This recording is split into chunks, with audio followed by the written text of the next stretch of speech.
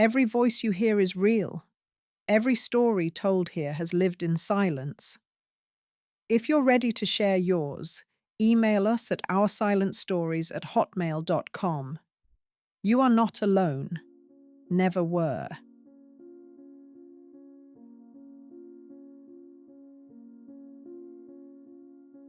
People often ask me, why didn't you leave sooner?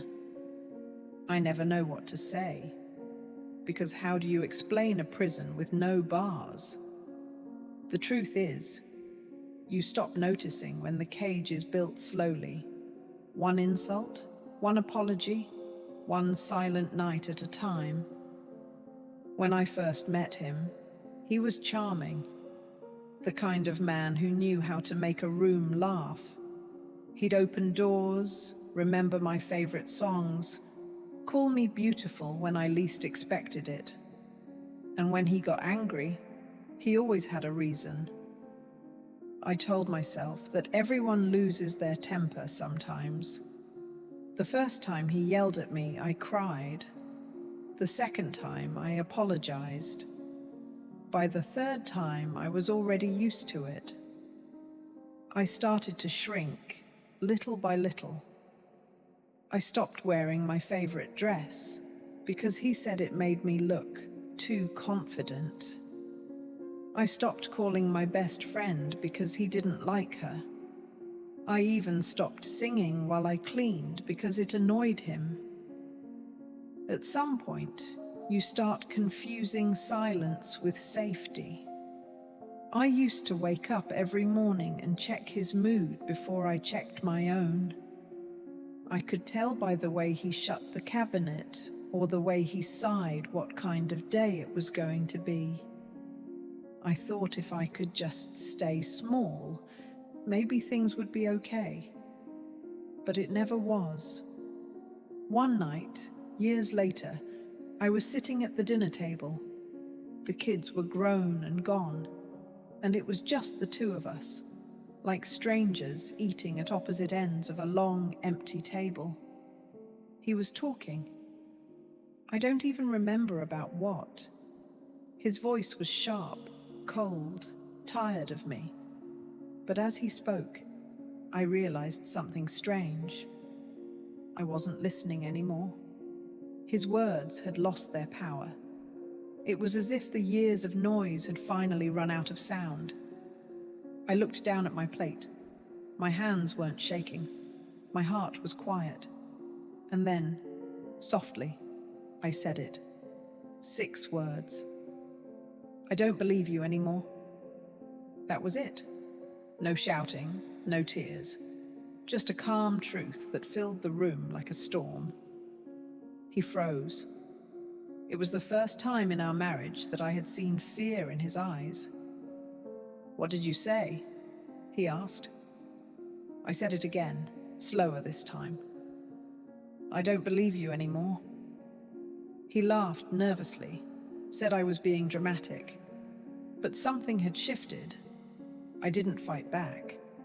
I didn't try to explain. I just stood up, cleared my plate, and walked away from the table. That night, I sat in the living room in the dark. The house felt heavy, but I wasn't afraid. I could hear him pacing in the kitchen, muttering to himself, trying to find the version of me that used to break so easily. But she was gone. For the first time, my silence was mine. I didn't leave that night.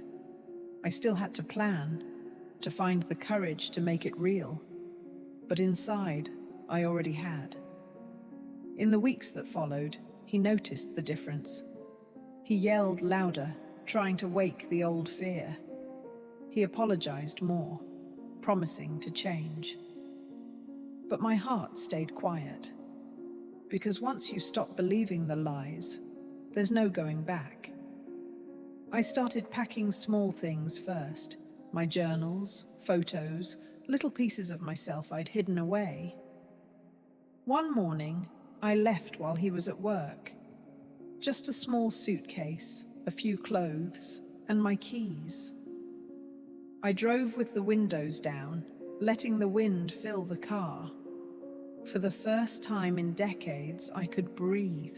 I stopped at a park along the way, sat on a bench and watched the world move around me. Children laughing, couples walking hand in hand, the sound of life. I remember whispering, "I'm still here." The first night alone was strange. The silence felt too big, too real. I kept waiting for the sound of footsteps, a door slamming, a voice raised. But all I heard was the hum of the refrigerator and my own breathing.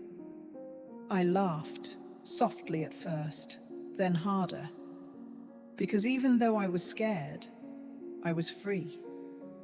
Healing didn't happen all at once. Some mornings I woke up feeling strong. Other days, I felt the weight of everything I'd lost. But every day I kept talking, to friends, to counselors, to myself. My voice, the one I'd buried for years, was finally awake. It's been 7 years now. I live in a small house near the water. I paint sometimes, nothing special, just colors that make me feel alive. I read. I walk barefoot in the grass. I still speak softly. That's just who I am. But my words are mine. Sometimes power doesn't roar. Sometimes it whispers. And when it does, it changes everything. So if you're listening, if you're trapped in the same silence I once lived in, know this. You don't have to scream to be heard. You just have to start speaking, even if it's a whisper, because one whisper can change everything.